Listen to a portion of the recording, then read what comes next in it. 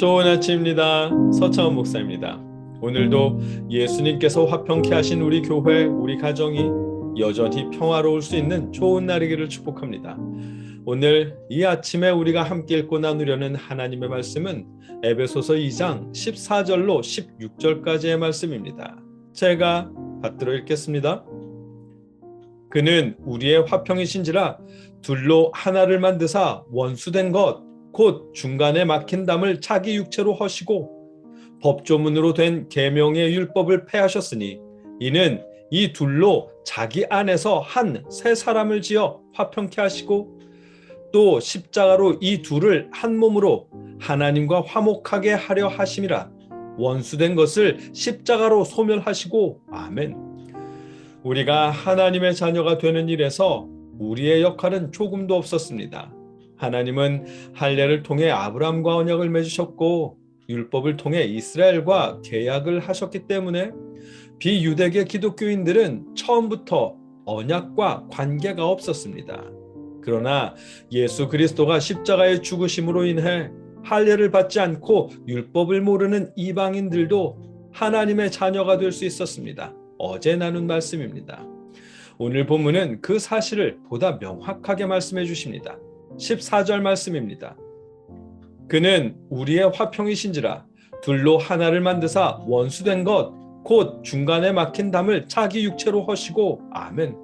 예수님은 멀리 있던 둘을 가깝게 하셨습니다. 이방인과 유대인이라고 하는 결코 가까워질 수 없는 두 집단을 하나로 만드셨습니다. 율법을 모르는 우리에게는 잘 다가오지 않는 말씀인데요. 할례가 유대인들에게 중요하듯 율법 역시 유대인들에게는 기독교인이 된 유대인들에게도 무척이나 중요한 의미였습니다. 그것이 초대교회에 제법 문제가 되었습니다.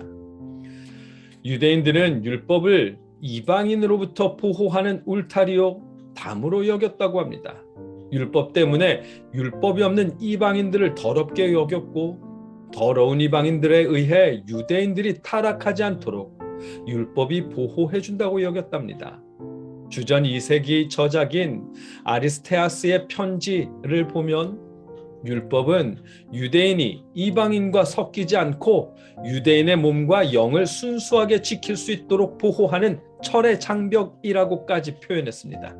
본문 14절에서 중간에 막힌 담을 자기 육체로 허시고 라는 말씀은 유대인과 이방인의 경계를 가르는 율법의 철의 장벽을 허무셨다는 의미입니다.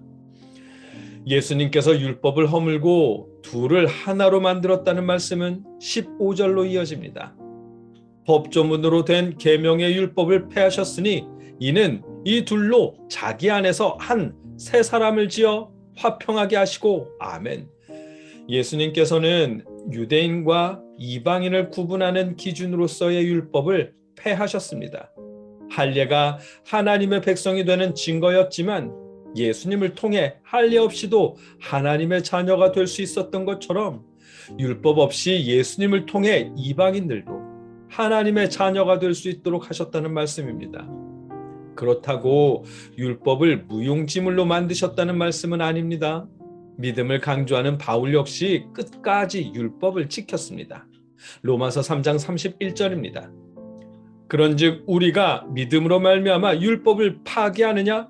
그럴 수 없느니라. 도리어 율법을 굳게 세우느니라. 아멘. 믿음을 강조하는 바울 사도 역시 율법을 지켰습니다. 오늘 본문 15절에서 예수님께서 율법을 폐했다는 말씀의 의미는 하나님의 자녀가 되는 조건으로서의 율법을 폐했다는 말씀입니다. 율법이 없는 이방인이더라도 율법을 대신해서 예수님을 통해 하나님의 자녀가 될 수 있도록 하셨다는 의미입니다. 교회 안에서조차 할례받은 기독교인인가 아닌가로 구분하고 율법을 지키는 기독교인인가 이방인 기독교인인가로 나누던 구분을 허무시고 하나님의 자녀라고 하는 하나의 사람으로 창조하셨다는 말씀입니다. 그 사실이 16절에 이렇게 이어집니다. 또 십자가로 이 둘을 한 몸으로 하나님과 화목하게 하려 하심이라. 원수된 것을 십자가로 소멸하시고. 아멘.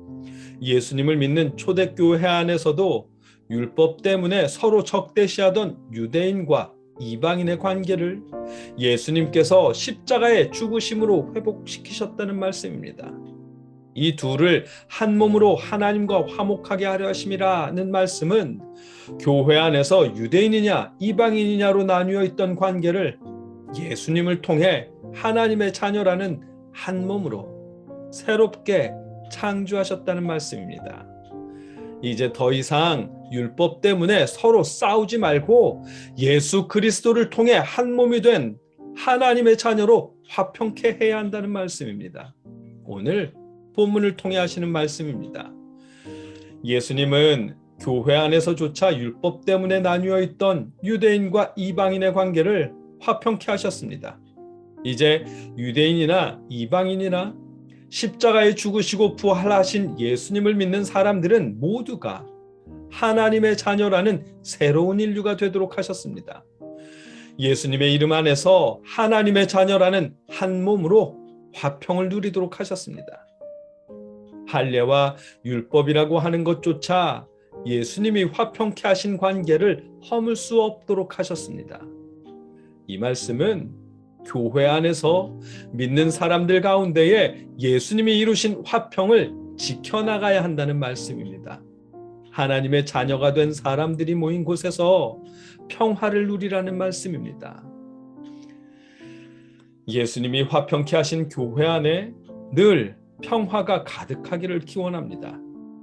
예수님을 믿으며 하나님의 자녀가 된 여러분의 가정에도 돈이나 아이들의 성적 때문에 불화가 일지 않기를 예수님의 죽으심으로 화평케 하신 평화가 가득하게 하시기를 주님의 이름으로 축복합니다. 함께 기도하겠습니다. 사랑의 아버지 하나님,